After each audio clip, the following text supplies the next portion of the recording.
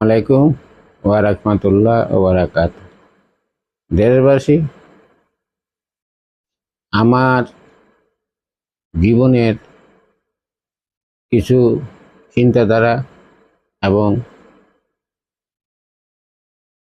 এই দেশের পরিস্থিতি, মন খুবই হতাশ। আমরা 18 কোটি মানুষের দেশ।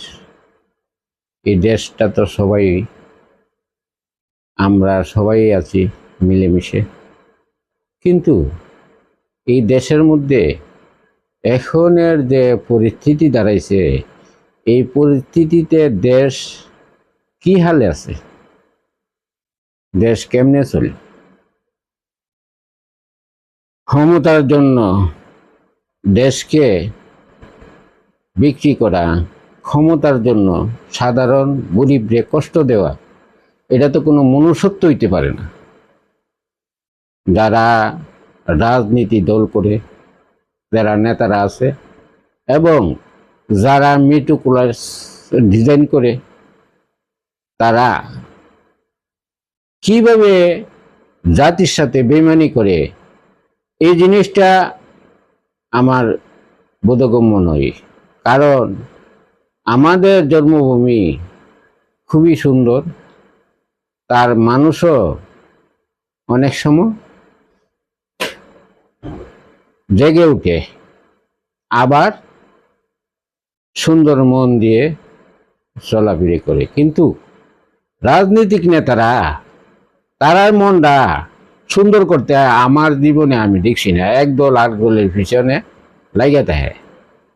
যখন একটা ছিল, আমরা সর্বপ্রথমে যখন একটুখানি বুঝি, তখন দেখছি যে দুইটা দল। তখন আমরা একসময় অসহযোগ আন্দোলনে প্রায় আমরা স্কুলে পড়ি, স্কুলে গিয়ে বই টই তুইয়া বাইরে যেতাম গা, বাইরে নাইমা পড়তাম যে, আর আমাদের স্লোগান ছিল, আয়ব যদি বাঁচতে চাও বাংলা ছেড়ে চলে যাও, শেখ মুজিবুরের মুক্তি দাও। বা এইসব ছিল। আমরা তখন শেখ মুজিবুরেও দেখছি এই আন্দোলনের পরে জেলতে বাড়ানোর কিছুদিন পরে। তখন আমার বয়স 11 বছর বয়সে ওনাকে দেখছি। যতটুকু আমার মনে পড়ে, ওনার সুন্দর বক্তব্য লাগছিল। এই জন্য আমরা মুজিবকে ভালোবাসি, যদিও আমরা কোনো দলের নই, কোনো দল করি না, দলের পিছনে যাই না। কারণ তারার তো বইয়া কইলে হারিয়া নাই, হারিয়া কইলে বইয়া নাই। এই যদি মন মানসিকতা থাকে, রাজমন না থাকলে রাজনীতি না করেই ভালো। কেন ভাই এই দেশের মানুষকে আপনারা কেন কষ্ট দেন? আমরা শ্রমিক, আমরা মাঠে ঘাটে শ্রম দেই আমাদের জীবিকার জন্য। আর আমরা নিয়ে আপনারা চিনিমিনি হলেন কি? তাই কি কোনোদিন জনগণে চাইছে না? জনগণের নিয়ে অবহেলা কেন করেন আপনারা? আপনারাও তো মানুষ, আমরাও তো মানুষ, আমরা তো মানুষ সবাই। কারণ এই অবহেলাতে আমাদের দেশ কতটুক পিছনে পড়ছে, কতটুক পিছিয়ে যাইতেছে, এই কথাটা একটু চিন্তা চেতনার মধ্যে আনেন। আর এই দেশের বুদ্ধিজীবীরা মনে হয় একেবারে লুকাইয়া গেছে গা, সাংবাদিকরাও লুকাই গেছে গা।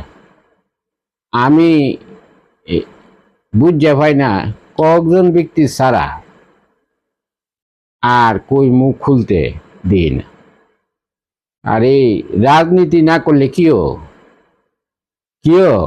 আমরা যে কোনো সময় রাজনীতি করি না, এলিগে আমাদের দিন জানা। আমরা যে দাসত্ব নাই, আমরা দিন জানা।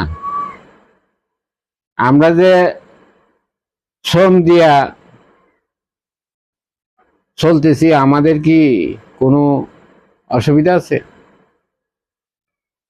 এখন এই দেশের মধ্যে মব কালচারে আমাদের অনেকটা চলাফেরা, মেয়েরা বাইরে যেতে পারে না, আর পুরুষও কখন কোন বিপদে পড়ে, এই পরিস্থিতিতে আতঙ্কের মধ্যে সারা জাতির সাথে বেইমানি করা, জাতির দেশে অরক্ষিত রাখা, এটা কি মনুষ্যত্ব? এটা মানুষের কাজ? দয়া করে দয়া করে দেশটাকে একটু, দেশের কথা চিন্তা করেন। জন্মভূমি সাথে বেইমানি করলে কোনোদিন বরদাস্ত হবে না। ইতিহাস কোনোদিন মুচ্ছা জানা ভাই, যে যা করে তার ইতিহাস তাহে। ইতিহাস মানুষের কাছে, ইতিহাস মানুষ কোনোদিন ভুলে না, আর বাইরে জিন্দিগিতে ভুলবে না। কিন্তু আশা করি দেশ এমন থাকতো না, বাঙালি জাতিটাও হুজুকে বাঙালি একদিন না একদিন জায়গা উঠবই, কারণ দেশে এরকম থাকতো না যদি কোনো আগ্রাসীর হাতে না পড়ে, তাইলে দেশ এমন থাকবে না। তো যে যেখানে আছেন, যে স্থানে আছেন, দয়া করে দেশটাকে বাঁচান, দেশের মানুষকে বাঁচান। নিজের জন্মভূমির সাথে বেইমানি করেন না, জন্মভূমির সাথে বেইমানি করেন না। জনগণ তথা সৃষ্টিকর্তা কোনোদিন ক্ষমা করবে না। দেখেন, একটু একটু মনে লাগান, দেশের কথা ভাবুন, আপনার জন্মভূমির কথা আপনি ভাবেন। ভাইবা এই সাধারণ মানুষকে একটু শান্তি স্বস্তিতে তাহার জন্য সুবিধা করে দেন। খুদা হাফেজ। আসসালামু আলাইকুম ওয়া রাহমাতুল্লাহ ওয়া বারাকাতুহু।